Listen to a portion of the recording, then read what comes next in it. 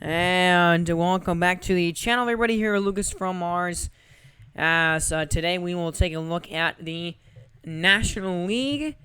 Here in this MLB The Show 20 franchise, recapping the year 2 here of this sim, and today we're going to cover the NL. So we get it started here with the Atlanta Crusaders, and this is a team won 100 games this year. One of the better favorites in the National League. A very, very solid team here in Atlanta, and it's getting started here with Brian Reynolds, who was really good this season. 29 home runs and a 314 average, of 400 on base percentage, had over 100 walks this year and 197 hits. I mean, you were talking about a guy that has just been that guy was unbelievable this season. And, I mean, this top 5 batting order here for Atlanta is the best in the entire league, I would say, besides maybe New York, because Jesse Winker is unbelievable as well. 980 OPS for him. He had a 400 on-base percentage as well this season with a 328 average, 34 homers, which ties a career high that he got last season. I mean, he was incredible this year. And then you get Xander Bogaerts, who, wasn't as good as last year. Wasn't, MVP Xander Bogaerts from last season, but still pretty darn good. I mean, no sweat from that. I mean, 44 home runs. He had an almost 1,000 OPS. He had a 393 on base with a 600 slugging. I mean, just all those stats unbelievable for Xander Bogaerts, one of the better hitters in the entire league. And he had another unreal season, 9.1 WAR this year. Xander Bogaerts is just absolutely incredible. And then batting fourth here for this ball club is going to be Justin Scott. And, well, Justin Scott was all right this year. I mean, last year he was better. So a little bit of a down year compared to last season, but still very, very good numbers for him. And then you have Bryce Harper, who... Bryce Harper-like things a little bit better last season. But again, still nothing to sneeze out there with 30 home runs, a 370 on base. Still super, super good season from Bryce Harper this year. And 114 ribbies. Again, another season with over 100 RBIs. He's had quite a bit of those recently. I mean, it looks like a 6-7 year stretch there. Bryce Harper was incredible. And then the lineup does get a little bit weaker here after you get past those guys. Miguel Geraldo was all right this season. Pretty average hitter offensively, all things considered. Cody Cavaco was not very good. He didn't get on base very much. Only batted, 213 with a 273 on base. That's not very good at all from Cody Cavaco. Very weak offensive year for him. And then Shea Langoliers, he's one of the guys, doesn't get on base a lot, has a low average every year. I mean, he does have, 23 home runs and 87 RBIs, which, that stuff is not that bad. He did also increase quite a bit, +9 in his discipline and +6 in a power versus lefties. But, yeah, I mean, just a decent offensive year for him. Not really anything crazy good for Langoliers. So that is that team's lineup there. And, again, it's a really good top 5 batting order. Geraldo, Cavaco, and Langoliers are kind of, average hitters at best, but, still a very good lineup overall. And then you get to the pitching here, and the pitching is not too bad at all. Alex Young is solid there with a 404. Ragsdale, kind of a down year, especially compared to last year for him, but, it wasn't horrible for Ragsdale. He's only 24 years old still, so he's very young. Pitcher Cole Stewart actually did pretty decent this season, his first halfway decent season of his career. And then Dylan Cease, who will probably actually be the ace in the postseason. I'm not sure why he's the number 5 pitcher here, but yeah, he's I think their best suited pitcher overall, and he had a good year again this year. And actually, Cal Quantrill is the number 5, and Cal Quantrill went up quite a bit, +9, +6 there. And this guy is just such a glitch. I mean, seriously, last year was pretty decent for him, but then he just took it another level and stepped up again this year with an even better season. 153 innings and a 3.06 ERA with a 1.21 WHIP. Cal Control was really, really, really solid this year. Career year for him. And then you get Logan Allen here, long relief pitcher, not very good at all. Matt Cronin, though, 68 innings. I'll take that +5, +6 there for Matt Cronin. Definitely improved a lot this season and pitched pretty darn well. Very cheap contract that he's on right now. Will probably get paid over the off season. Coney Keller was all right, decent there. Benjamin Jose was not very good, and then Daniel Davis was good actually. Daniel Davis was pretty darn good there. I believe that was a +7 there. So yeah, Daniel Davis, he pitched pretty well this year. Jose Leclerc didn't really pitch very many innings, had a very high WHIP. It had a 1.62, but, didn't give up a whole lot of runs. But I would kind of wish they pitched him a little bit more this season. And then Joe Jimenez, this is a guy that has had a couple good seasons in his past, but he really came out of nowhere this year. Didn't even pitch like really anything last year at all. And then this year he came in, pitched 63.2 innings and was unbelievable. Only 14 runs allowed and .82 WHIP. He only had 73. He had 73 walks. Only had 73 Ks. And 12 walks. Joe Jimenez was just ridiculous. One of the better relief pitchers in all of baseball this year, which is pretty special.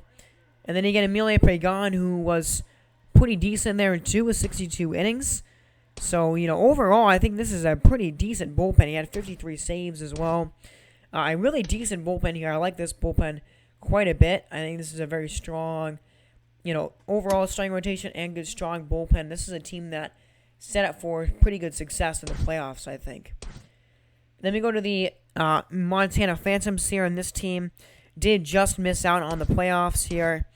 And their bullpen, those two guys weren't very good. Chad Green, if he's a guy that pitches well one year, then, kind of has a down year the next year, and then this was his year to have a down year. Just so weird. Like, a good year, amazing year in 2022, bad year there, really good year in 2024, really good year in 2026, but every other year, just seems to be odd years are not his best seasons. But Thomas Pannone was pretty decent there. WHIP a little bit high for my liking, but it's not an awful line. Matt Lisler was pretty decent there in 53 innings. He was pretty good. Jose Alvarado was not very good. He declined like crazy this year, and he struggled, especially after last year. He was so good. This year, definitely not as good. And then Miko Ortega was very good. 30 innings, a 2.13 ERA. Now, I don't know why he declined, though. That's really, really annoying. I have to go in there and change that because, there's no reason that he declines at all. And then Donovan Schroeder, really good. +5s, +4 there, +8, I believe, on that control. Like, definitely a solid pitcher here. 56 innings, 42 saves, basically a 1 WHIP, one of the better closing pitchers in the league, and he was very good. So, overall, a very good bullpen.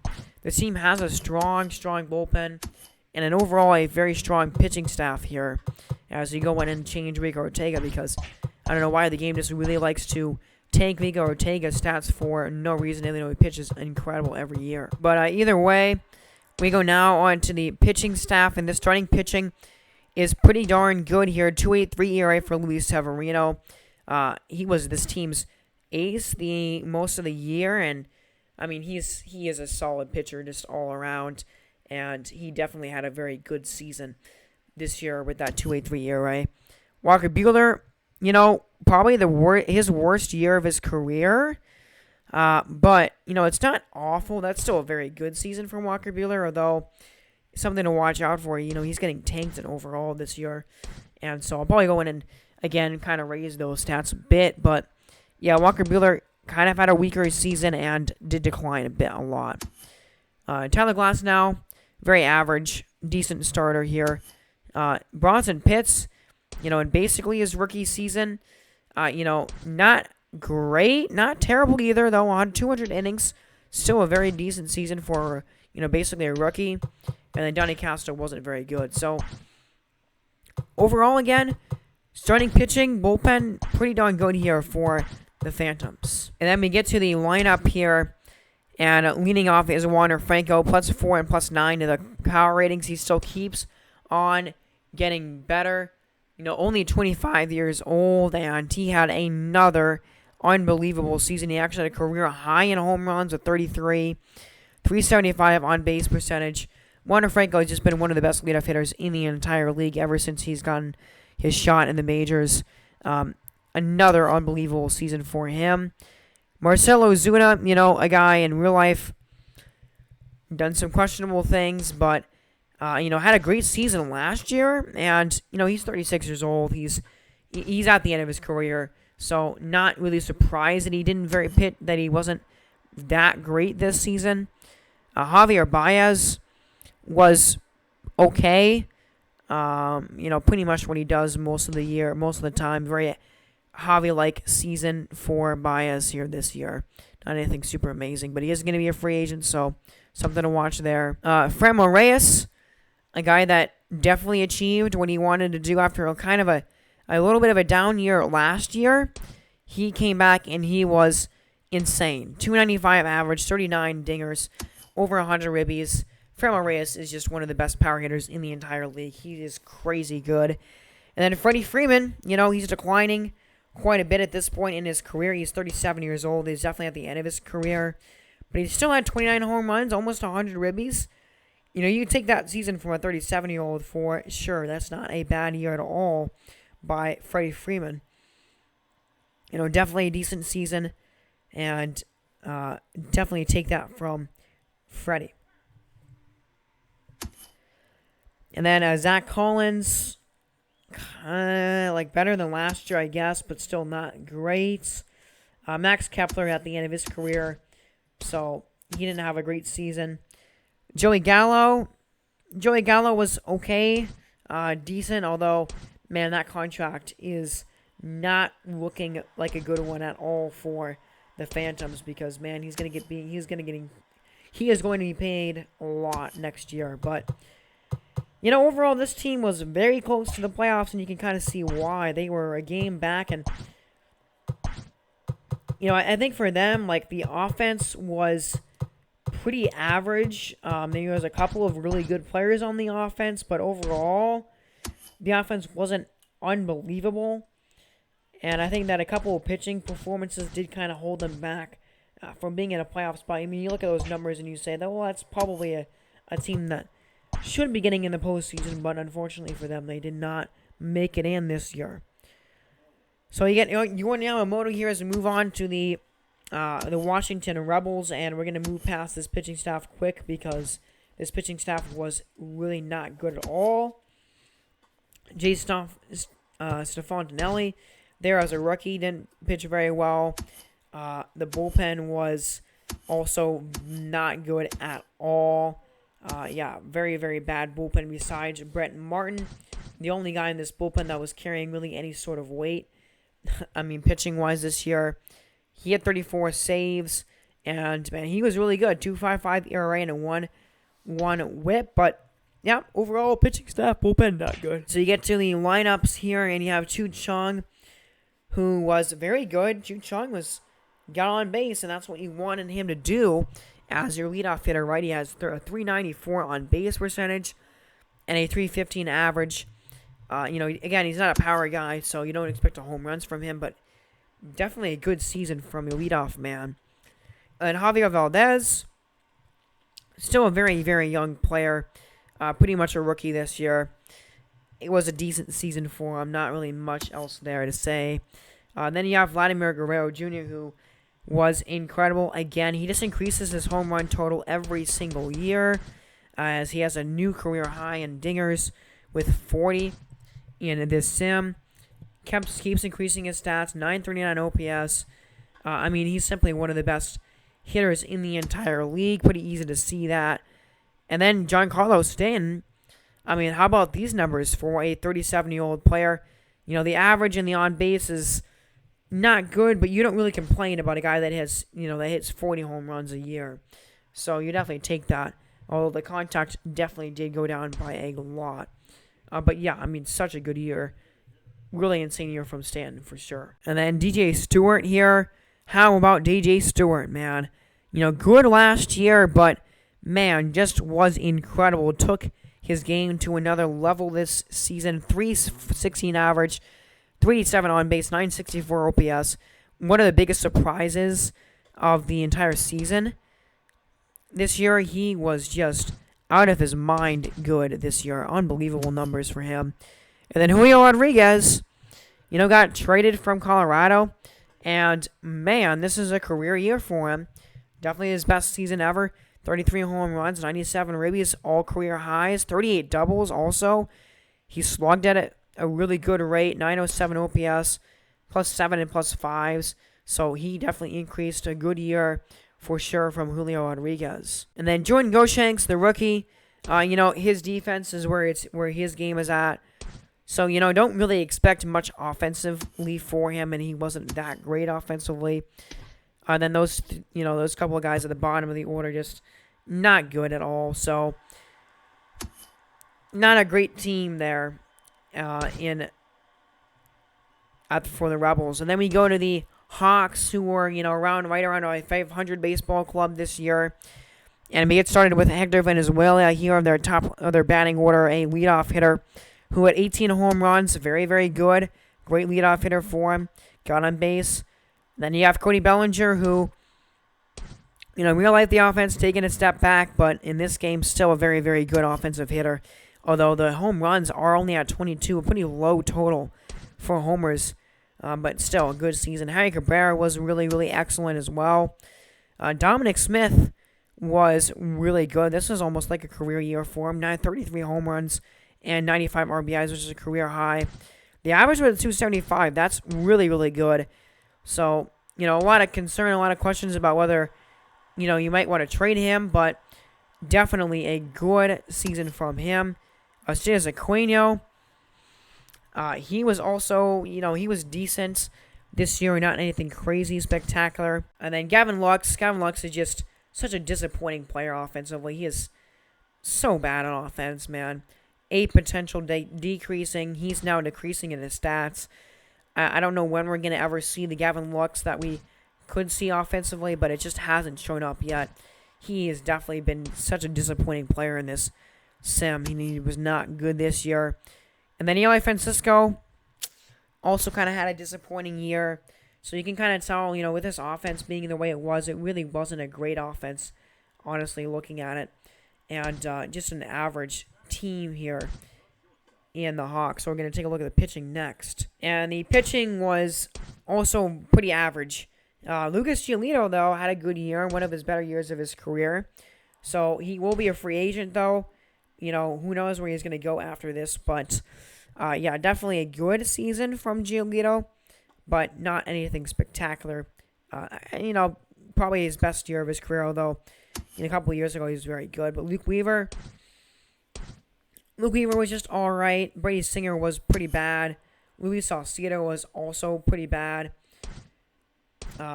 Just not a very good player there. Francisco Morales, also pretty bad. I mean, again, besides, the main man, Lucas Giolito at the top, this pitching staff was not good at all. Fernando Romero, though, 114 innings as a long relief pitcher, +8, +5. He really increased, and he had a very good year. So, interesting there. Those couple of pitchers, Wade Boggs went up +11 in K-9, which is crazy. He did have 102 strikeouts in 75 innings pitched, which is insane.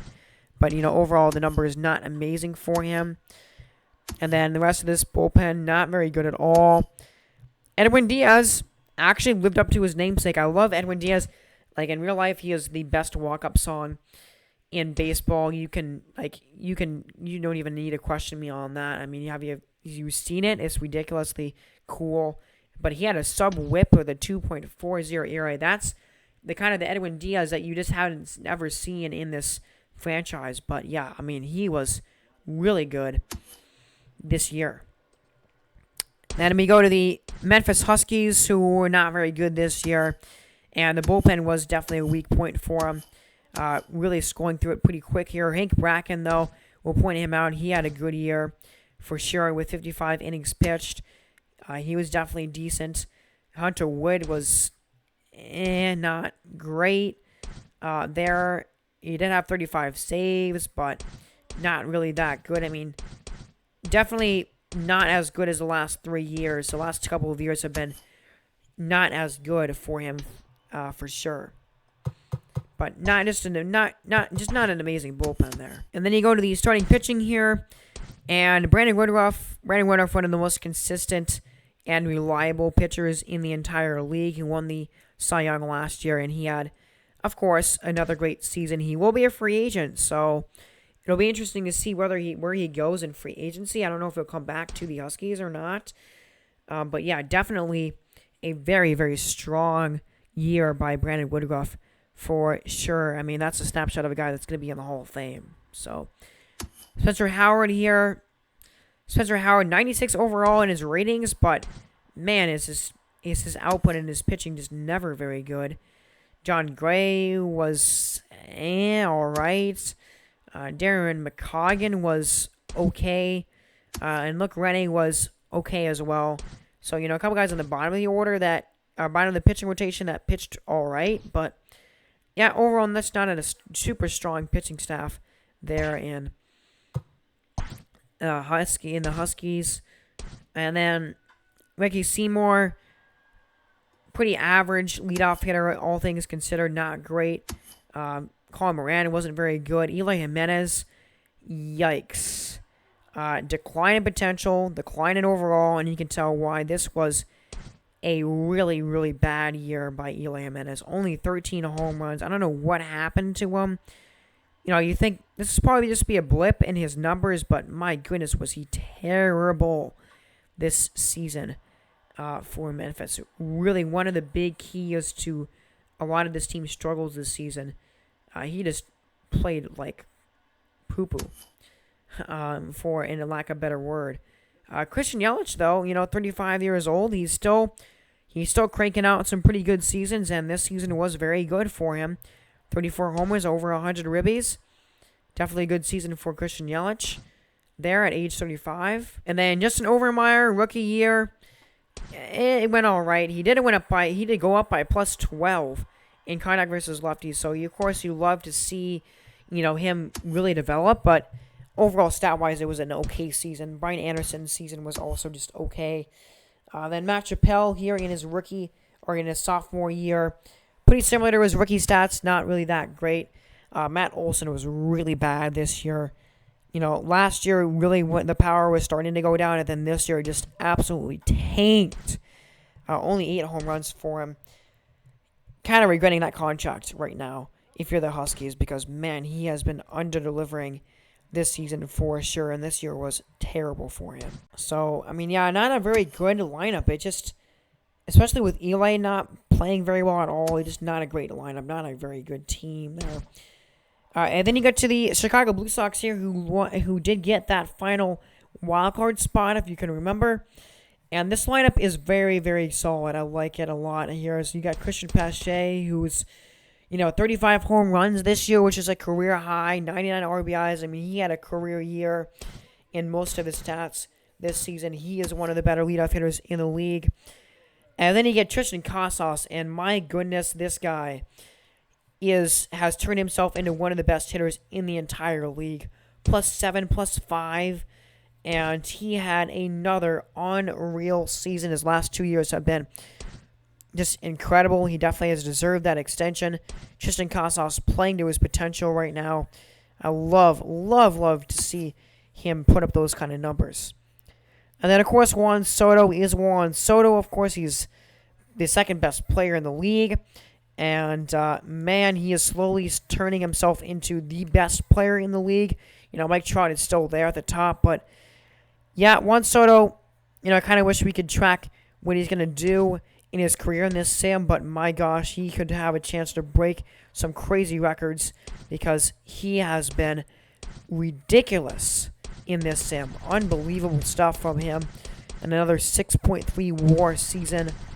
One starter just does it all, and he does it all unbelievably really good numbers. And then Rhys Hoskins, he never got traded to this team last year and won a World Series immediately. And, this year was okay. This year was pretty good. 37 home runs, you take it. He did decline a lot, though. And he is a free agent. I kind of think he would come back to this team, though. I don't really see him not coming back. But overall, all right year. Carlos Correa, another guy with an all right, pretty good season. Not nearly as good as 2025 was, but, a little bit better than last year in some respects. But he's still a very, very solid shortstop. But he is also a free agent this year. So, again, it'll be an interesting if he, goes anywhere. Of course, he won't know that because this is the last year of the franchise. But, overall good player. And then Glenn Mercer was all right. Yeah, sure, the home runs are pretty good. And the extra base hits all okay. But, yeah, the average on base, especially the on base, a little bit too low. And then J.J. Bleday, average hitter, not really much there. Leonard Berry, an average hitter as a catcher means that you're an above average player overall in my book. And Leonard Berry was a pretty average hitter. Again, it's a really good lineup. It's super solid. And you can tell, Glenn Mercer, Bleday, and Berry, weaker positions, but this is a team that I could see definitely winning the wildcard game and potentially making some noise. Can they repeat as World Series champions? So that's the biggest question that they're going to face. Logan Webb here, 5.3 ERA. He did not pitch very well this year. And I think one of the reasons for kind of the relative struggles this year compared to last year was the pitching was just not as good. Hunter Green was good, but again, not as good as last year. Still a very good pitcher, though. Will probably be the guy that will be pitching in the wildcard game here for the Blue Sox this season. But definitely a solid year for him. Domingo Germán really took a step back. He struggled immensely this year with, an over 5 ERA and a 1.6 whip. He was just terrible.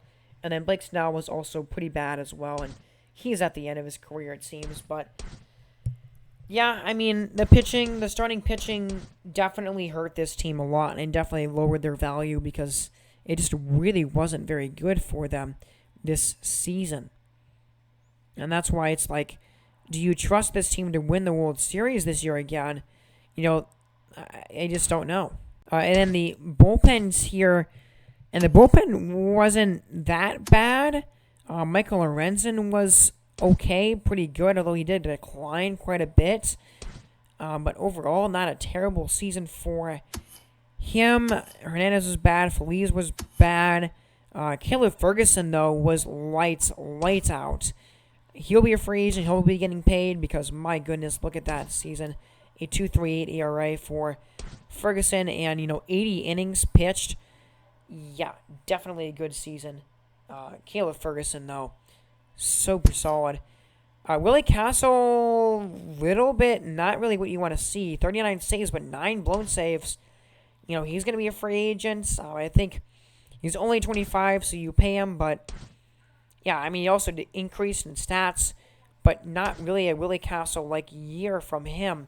And not a great season, honestly, from your closer. And then we go to the Charlotte Cougars, who will be this team's opponent in the wildcard game. And you probably see the pitching matchup already, as Yonny Chirinos here was this team's ace this year. And, man, was he good. A 108 whip. Yonny Chirinos is just one of those, under the radar, but super, super solid pitchers in this league. And he had another great year, of course. A few years ago in 2025, he was just untouchable almost.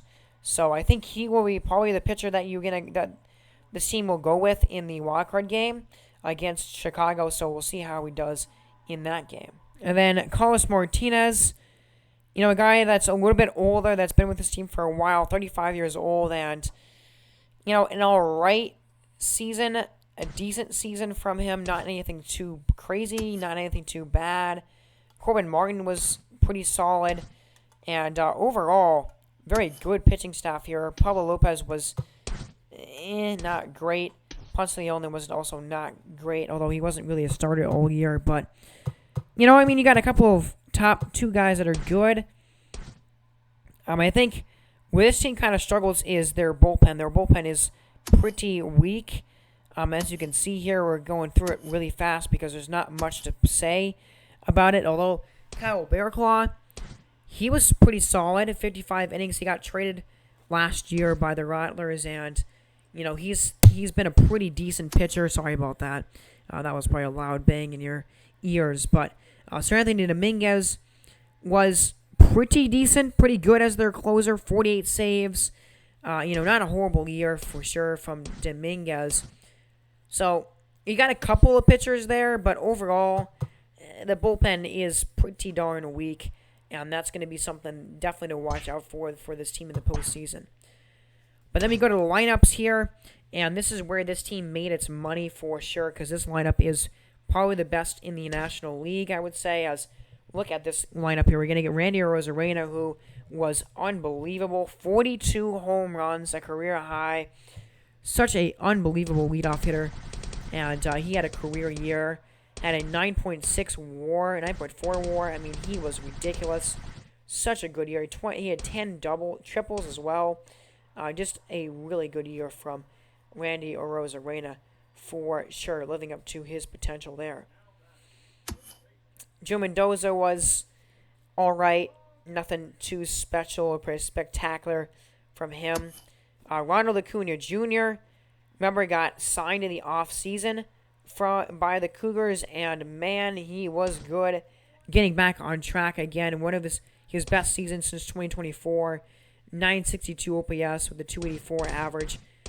46 home runs, which I believe is a career high for him. It is a career high in home runs for him. And 125 ribbies. One of his best years of his entire career this season, actually. And a 7.9 WAR. Very, very, very good season from Ronald Acuna Jr. And then Kyle Saul, last year was absolutely ridiculous, unbelievable MVP candidates. This year took a step back in, home runs and RBIs and basically every statistical category took a step back. It's not a awful year for him by any means, but certainly not what we're really used to seeing him do in the majors. He's only 24, though, so you got to take that with a grain of salt. He's a guy that's going to be really good for a really long time. And then Gleyber Torres, American League MVP last year, and this year was okay. 933 OPS, 37 home runs, over 100 ribbies. Definitely a good season for sure from Gleyber Torres, although they did decline a little bit, but yeah.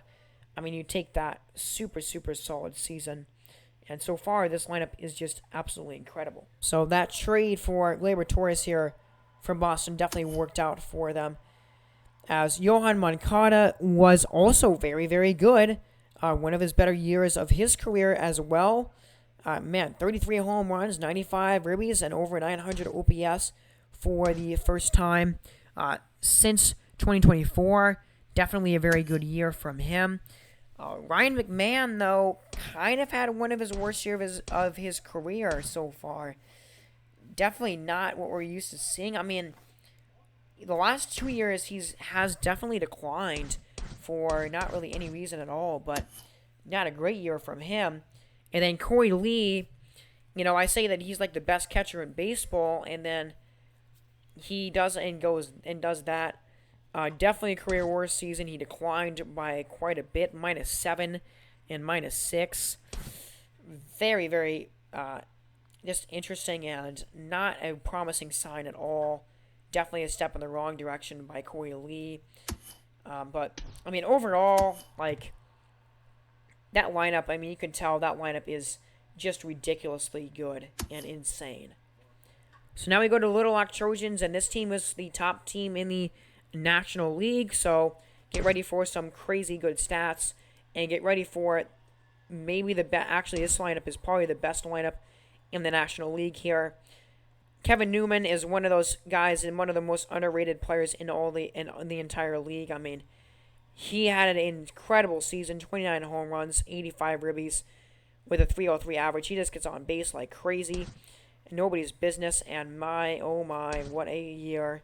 Very, very good season. A career high in home runs also for him with 29. He had 45 doubles.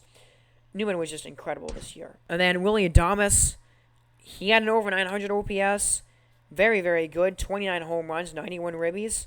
Of course, there's nothing wrong with that. That's a very, very, very good season from Willie Adames, for sure. And then Yordan Alvarez. Whoa. Yordan Alvarez, man. This is probably the top choice for the National League MVP. Yordan Alvarez had his best season yet. And this guy has been incredible, one of the top hitters in the league for a while now. But this year just surpassed all those expectations. 52 homers, 140, 24 ribbies, a 293 average, a 992 OPS, 381 average. And what kind of is insane about this is he was actually better in every stat besides, home runs last year, home runs and RBIs last year. He is just, he's just ridiculous. He is unbelievable. Such an incredible hitter. Then Shohei Ohtani, it just doesn't get any easier, man. I'm going to say it again, broken record, just what a year. And then Josh Bell. You talk about the best signing that we've really seen in a long, long time by any team. You talk about this signing right here. Look at this signing, man. After a year where he only had 16 home runs, he just came out and was unreal. 40 dingers this year and a 9.7 WAR, a 437 on-base percentage, a 356 average. A guy that's going to win the best average in the entire league, a 1.07 OPS. Look at the increases, guys. Plus 10 and plus 16. I have never seen those big of an increases for a player ever. And he's only getting paid $23.9 million. They only gave him a 1-year contract. They have to find a way to get him back. Because this season from Josh Bell is just absolutely ridiculous. Easily the best signing of the offseason, and that's probably one of the best signings we've ever seen in the 2 short years of this franchise. And then even Royce Lewis. He had a basically career year right here. Look at this. Had an almost 800 OPS basically.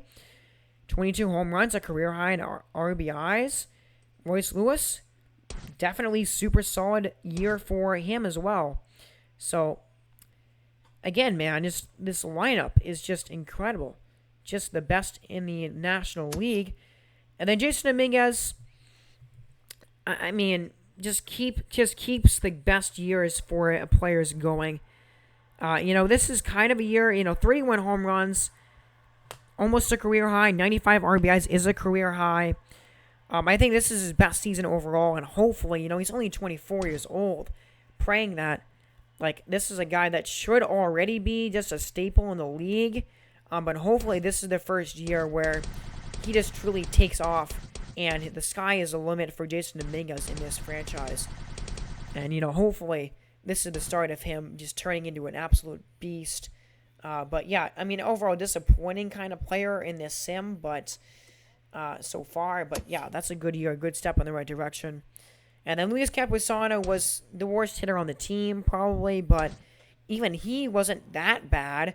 A 369 on base percentage for a catcher is pretty darn good. He did have, 75 walks, which is a ton. He had 100. He had 100 walks. Actually, he had 102 walks. So, never mind, take that back. He had a very good walk ratio and a very good on-base percentage. So, yeah, that lineup is absolutely insane. But the pitching ain't half bad either here. Jacob Junis had a 4.03 ERA. He was pretty decent. Probably won't be the ace in the postseason.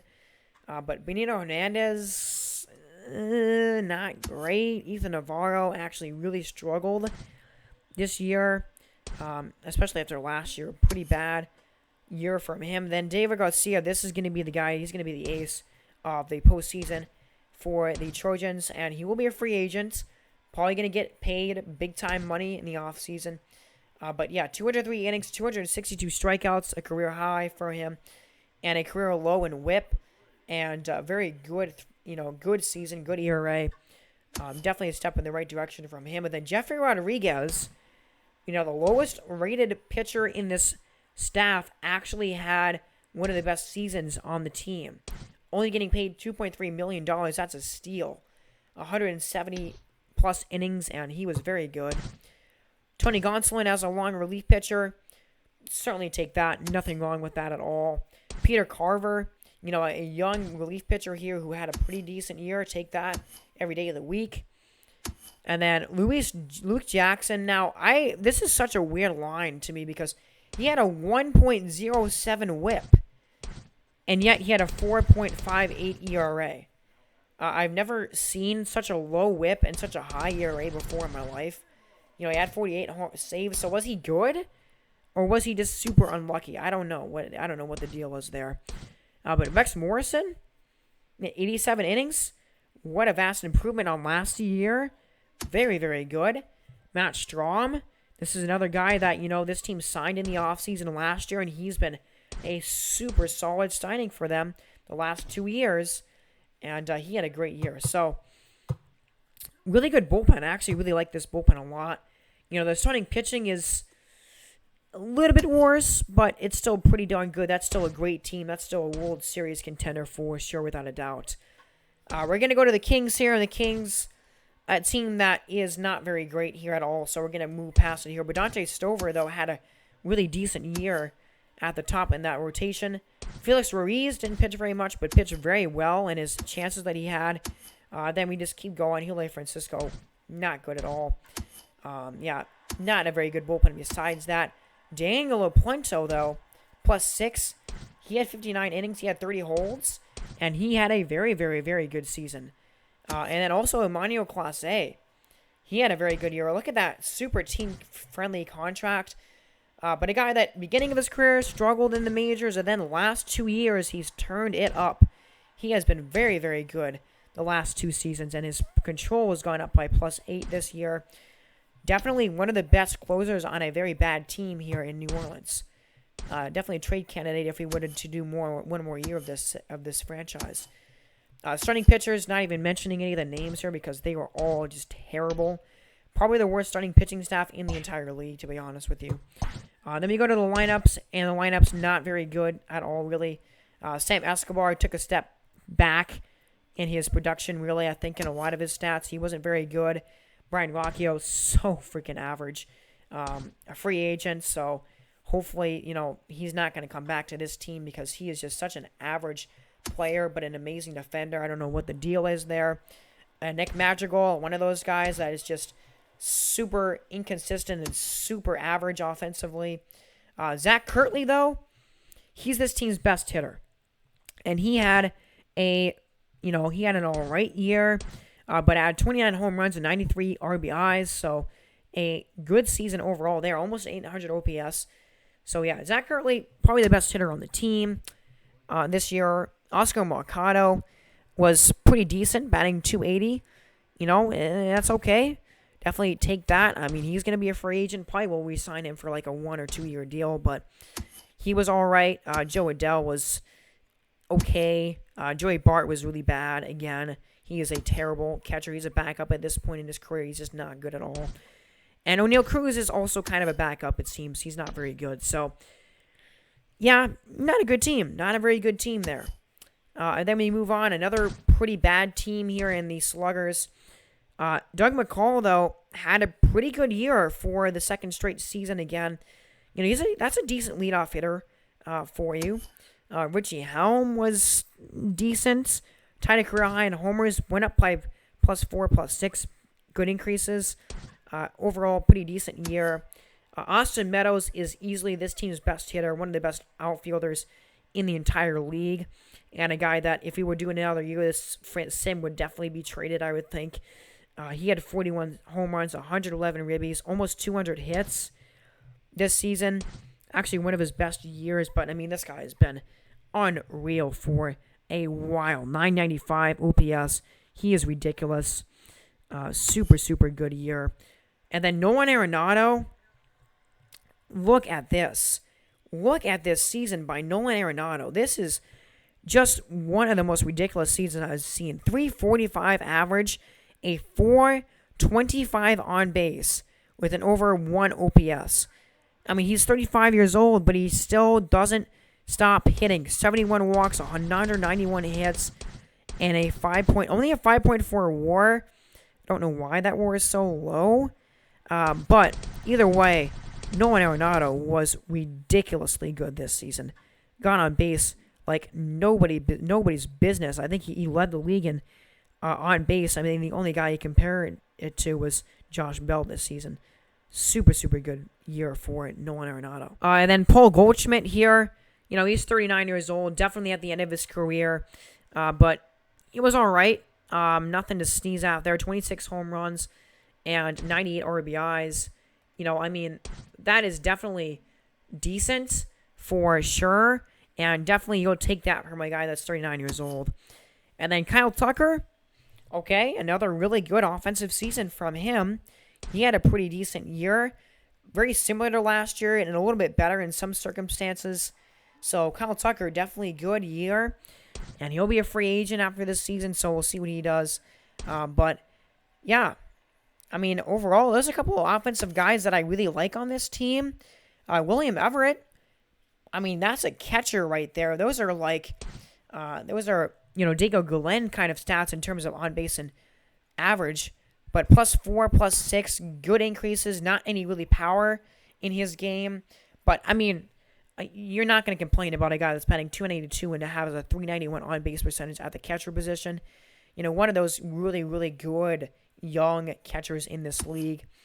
And then Dan Chase Strumpf, not very good. Orlando Arcia sucked. So, overall, you know, you got Austin Meadows, Nolan Arenado, you got Kyle Tucker and William Everett.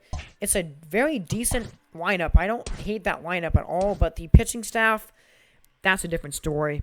Mackenzie Gore was okay this season, but everybody else in this starting pitching staff just was not good. Tyler Beatty, he's a free agent, but he wasn't very good at all. I mean, that's just not a good pitching staff at all there for the Sluggers, and that's why they were just not good this season. Zach Logue here in the bullpen, and the bullpen was also terrible. Really moving through it quickly here. Not even mentioning really any of these names that we have. Ty Buttrey was the worst closer in the entire league. I mean, look at those numbers. 151 whip, 9 blown saves. He was absolutely terrible. And again, it's a guy, a super crazy decline because Ty Buttrey was long considered one of the better closers in the entire league. But man, he just tanked. Fell off like crazy this season. So now we go to the last division here, the National League West. And we get it started with the worst team in this division in the Las Vegas Gamblers. Just not a very solid team here. The pitching staff is not very good. Steven Arellano is okay, and under sub-4 ERA for him. Fernando Marcet is also okay. You know, you got a couple of decent pitchers there, but not anything super special in that pitching staff. But, you know, a couple of guys that are pretty young and pretty, again, guys that are young and have potential, but not an overall good pitching staff.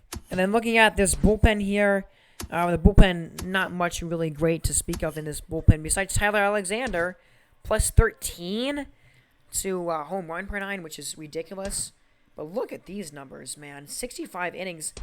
You know, the whip is kind of high at 1.46, but for a guy that hadn't pitched in the majors at all until this year, those are amazing stats. You definitely are going to take those numbers every day of the week.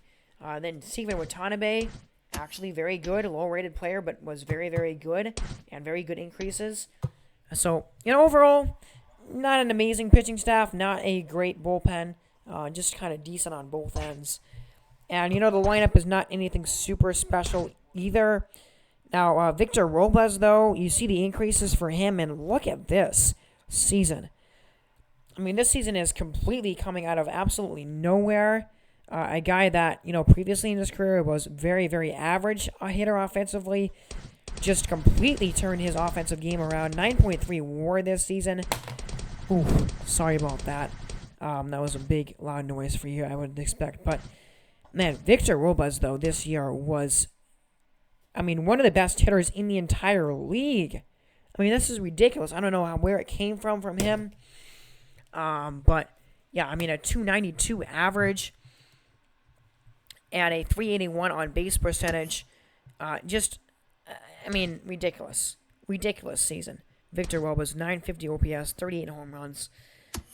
Wow. If he can produce like that offensively, then you have got one of the best well-rounded center fielders in the entire league. So, very, very good year to end off this franchise for him. But Tommy Edman struggled, wasn't very good at all. He pretty much sucked this year. Very, very bad. Luis Arias wasn't that great either. He didn't really get on base as much as he usually does. So, he wasn't very good either. One of his worst years, the worst year probably of his career, for sure, this season. And then Edwin Yon also kind of had a down year too. You look at the offense and it just really wasn't that great, honestly. It was just struggle. They just struggled on offense and didn't really perform very well. Sam Travis wasn't very good either. So, and then Francisco Mejia was also just very average, not very good at the catcher position. So, yeah, just overall a really, really weak lineup that just did not perform very well this season at all. Besides Victor Robles, that was about it. Yeah. Ronnie Mauricio, also very average, so nothing really there either. And then we go on to the Colorado Rattlers, and this team, man, were they disappointing this year. I really thought that this team was going to be a dark horse, a dark horse playoff contender this season, and they just sucked. They were 500, but way below expectations. And part of the reason of that is just inconsistency in their offense and their pitching this year. Grant Lavigne was a very, very bad leadoff hitter, just didn't play very well. I think a lot of these players on this offense were just not very good, and Grant Lavigne was definitely one of them. Roger Beladeras got another full season to start, and he was okay. Ramon Laureano definitely pulled his weight, +5 and +6. A really good signing by the Rattlers. I really like this signing, and he performed very, very well this season. An over 1 OPS, 332 average, 41 home runs. Definitely a very, very good year by Ramon Laureano for sure. The best hitter on the team pretty easily this year for the Rattlers. He's a guy that's kind of reaching that Hall of Fame status plateau there for Ramon Laureano. Leo Cora actually took a really nice step forward in his development. There we go. I love to see that. Love to see it. +8, +7, -6 though. I don't know why the power of his lefties went down by so much, but he's only 25. This guy is gonna be an absolute superstar and a stud. He was very good. Rafael Rosario struggled in his rookie year. Actually had some declines in his stats. Just not a great year from him. Elias Martinez, he's, again, very young, but another season where he was just very decent offensively and nothing else, really. He did get a little bit better, but definitely not a really incredibly productive player. And then Fito Brujan, who they got in a trade from Seattle, increased a good amount this year again, but again, just was very inconsistent. Didn't really hit that well this year. And then Bobby Witt Jr. was the same thing. You look at this lineup and you can kind of tell why this team was, just right around 500. Is just none of these hitters were consistent besides Ramon Laureano. Everybody else, Ramon Laureano and Leo Cora were the two guys in this lineup that were really living up to expectations and actually played very well. Everybody else struggled a little bit this year offensively. So, and then the pitching staff was pretty decent this year. Some holes in that pitching staff, though. Tanner Tolley was a good ace pitcher for sure. I really like him as a Rattler. I like, he's just a pitcher that's, not amazing, not going to blow you away or anything, but just a very solid, well-rounded type of pitcher. Career high in strikeouts with over 200 for the first time in his career. And then Eduardo Rodriguez signed him on the offseason, and I think it was a good signing for them. He did pitch pretty decently. I liked his season. His ERA and his WHIP were, very good at a very good spot. Sandy Gaston, he's still very young at 25 years old, but he really needs to start turning his career around. Very, very disappointing player.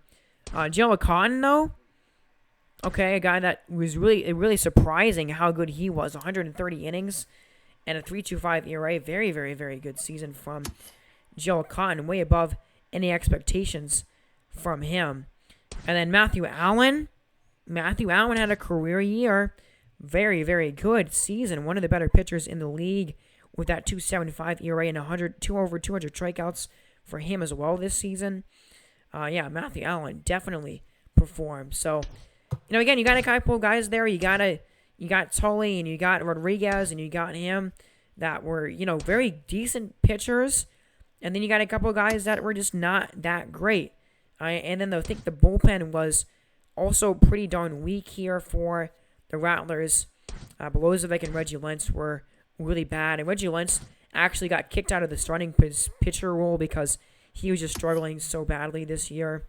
And, he was not very good. Andres Villarreal also really struggled in his rookie year. He did not pitch very well. Keelan Ballard, another really young pitcher. Didn't get very many innings at all, which is super annoying. But he was pretty bad. Michael Enfield, though, in that relief role, actually pitched pretty darn well. Increased in a lot of his stats. Actually had a very good season in 75 innings. So definitely take that from Michael Enfield. He had a good year. And then Rod Harley in 56 innings. He was super, super solid. And he's only 25. He is going to be really good for a long time. And then Touki Toussaint, step back in the wrong direction. Point is +6 to his walk per 9. But, not a good year from him. And then Armando Cabrera. Probably the relief pitcher of the year in the NL. I mean, look at this. This guy is he's done nothing but be one of the best closers in the league since he's been called up. 44 saves this series, only 25 years old. And this guy is a future superstar Hall of Fame closer. I mean, +9. Look at those stats that he's got now. 98 overall. 1.53 ERA with a .88 WHIP.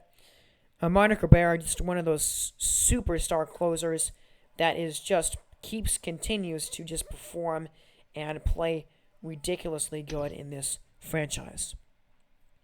And overall, again, some guys in that bullpen that did very well. Some guys in that bullpen that really struggled. So, overall, a pretty decent team, but not a playoff team. And then we move on here to the Los Angeles Tides, and this team was so close to a playoff berth. And, they were just kind of a little bit inconsistent in some of their positions here, as Griffin Canning was definitely a very good ace.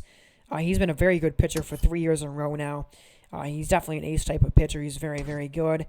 Clayton Kershaw at 39 years old. Take a look at that and his numbers. This is a guy that's going to retire in the next couple of years. Last time you're going to see his stats in this sim. I mean, one of the best pitchers of all time. Over 4,000 strikeouts. And had a decent year this year. But, a guy that has a ridiculous stat line. And a 96.2 career WAR. Kershaw definitely one of those guys that just one of the best pitchers ever, and he had an all-right season, but very, very unbelievable stat line for him in his career. And then Eric Pardinho, he was all right, pretty decent there with a 2.362 ERA. There's nothing super wrong with that. Trevor Richards was Jalen Beeks was also not great. So, besides Griffin Canning, the pitching staff was just pretty average. I think this bullpen was actually pretty decent, though. Nick Birdie actually increased, a lot, but didn't really have a good year at all. He was pretty bad. But Robert DeSelman, wow, this guy was really good, though. 108 innings and a 3.33 ERA with a 1.35 WHIP. Woodall actually pitched more innings last year. This is one of the most consistent and just super solid relief pitchers in the league now. And Robert DeSelman had a great year this season. And then rest of the bullpen here, not anything super spectacular. Jordan Hicks struggled. This is a guy. He's only 77 overall, and he's only 29 years old. I don't really understand why he's so low rated. But Gene Cosme, who last year was one of the best relievers in the entire league, wasn't great this year. Corey Knebel had 53 saves. He did have 7 blown saves, though, and he did decline. Overall stat-wise, he was just decent. And overall, stat-wise, that was a decent bullpen for sure. Nothing super spectacular. And then we get to the offense here. And this offense is okay. It's definitely some holes in the offense. Eddie Rosario was actually pretty decent, but all right. And then Fernando Tatis Jr., he's Fernando Tatis. He's Jr. He's just amazing, right? He's incredible. 38 home runs, 88 RBIs, and 890 OPS. He was ridiculous. The average in the on base, kind of a little low. And he did decline a little bit there with -9. It's still a great season, but a little interesting there. Giovanni Oliveros was really good, almost career high, almost a career high in home runs. He went up by a crazy amount. He went up, definitely increasing his stats a lot. 255 average with an 800 OPS. He was very, very good.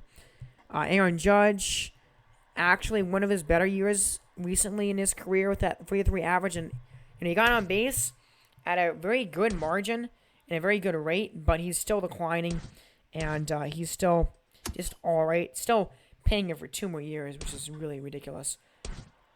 And then Adley Rutschman struggled, declined, didn't really do that well.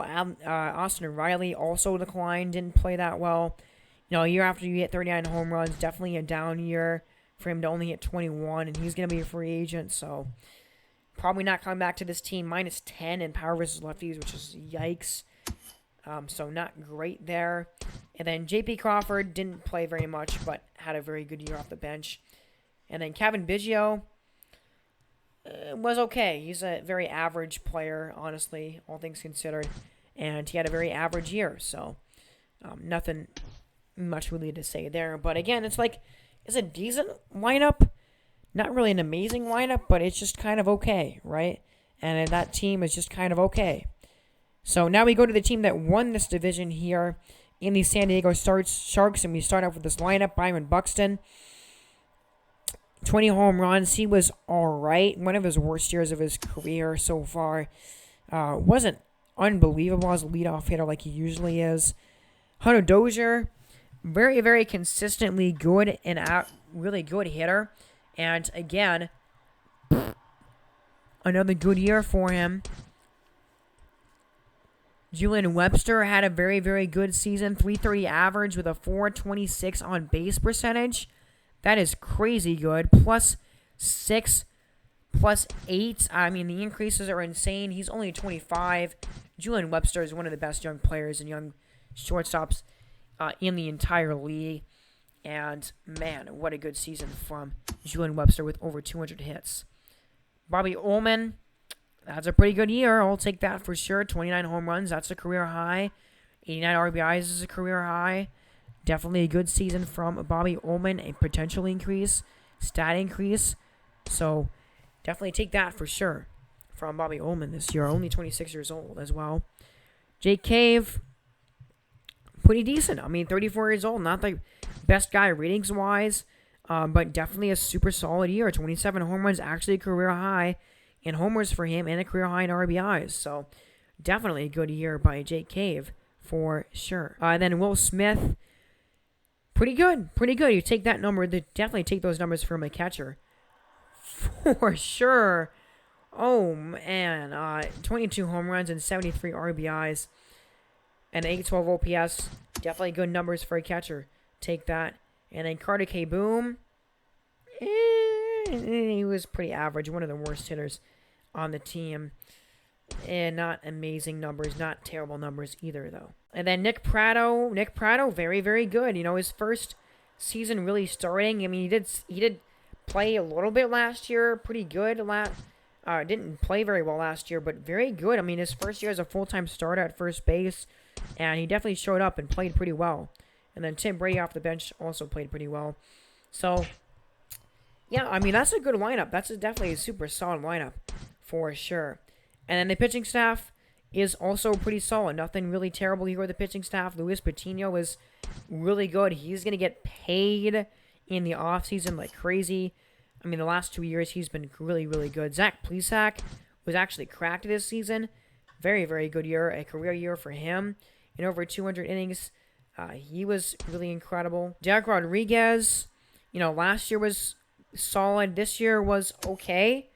Not horrible numbers, but not amazing either. Naranola, also very similar in, it's some decent numbers. Not amazing numbers, not as good as last year. But overall, definitely a decent pitching staff. Mario Vasquez, it was okay, but I think with that pitching and with that lineup, they're going to be facing a very hard team in the Atlanta Crusaders in the first round. But I think with that pitching staff, I could see them winning a first round playoff matchup. The bullpen was a little bit of a issue here, a little bit of a sketchy part of the team. None of those stats were very good. Sammy Perez was okay. Jimmy Severino was their best relief pitcher. He ended up being their closer at the end of the year. And he had 42 saves this year and a 2.56 ERA. Definitely super good. 25 years old. A potential increase and definitely a good overall boost. So, yeah, really, really like that year from him and a decent bullpen overall, but a very good team here in San Diego overall as well. And then we're going to move on here to our last team before we take a look at awards and stuff here. As Nate Pearson is this team's ace. He was pretty decent. And then Ryan Ruthers, very, very solid. Very, very good season. I like him a lot there. And then Enos Rivera, look at this guy. Probably reliever, a rookie of the year. I don't think anybody is going to really touch him. 200 innings pitched, a 2.84 ERA, and a 1.01 WHIP. Enos Rivera looks to be a superstar pitcher in the making. Plus 10, plus 7, plus 6, plus 7, plus 6, plus 8.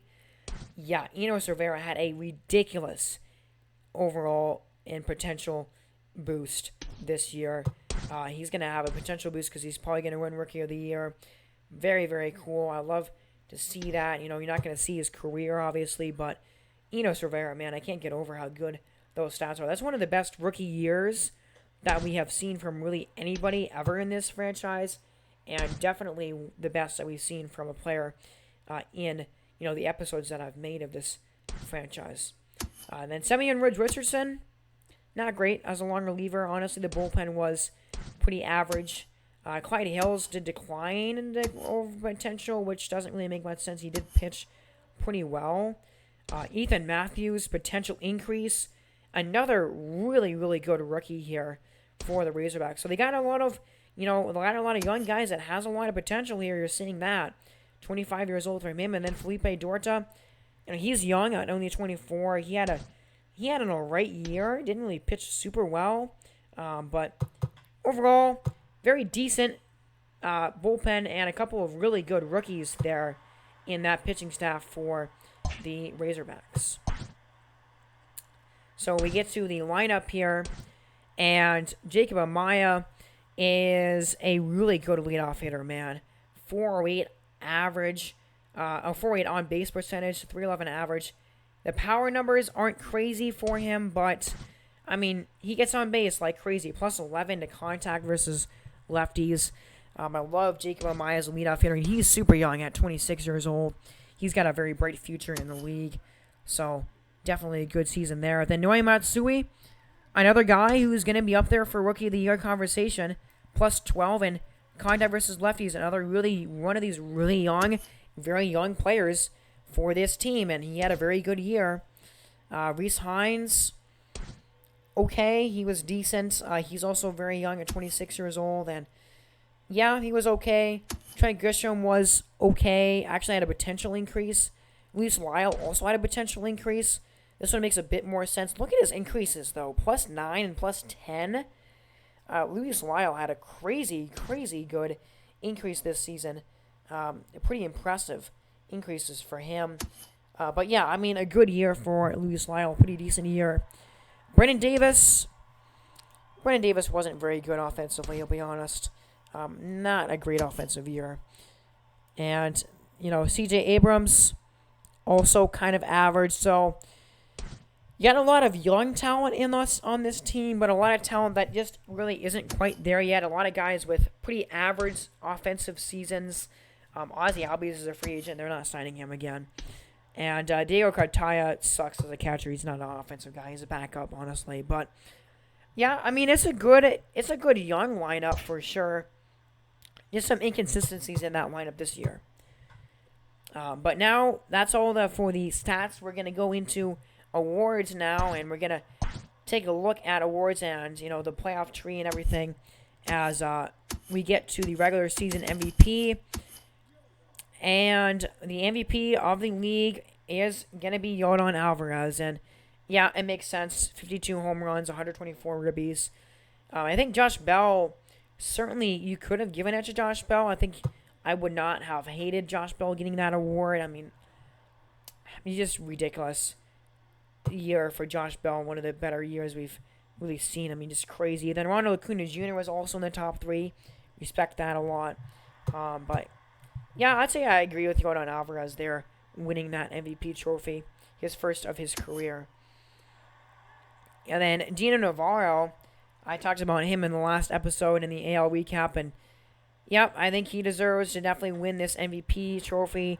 Another team with 2 guys in the top 2 for MVP voting, as Trey Mancini is there at number 2, and that also makes sense. 48 home runs and 122 ribbies for him. Trey Turner also being up there, I could tell, he was going to be a kind of candidate for it.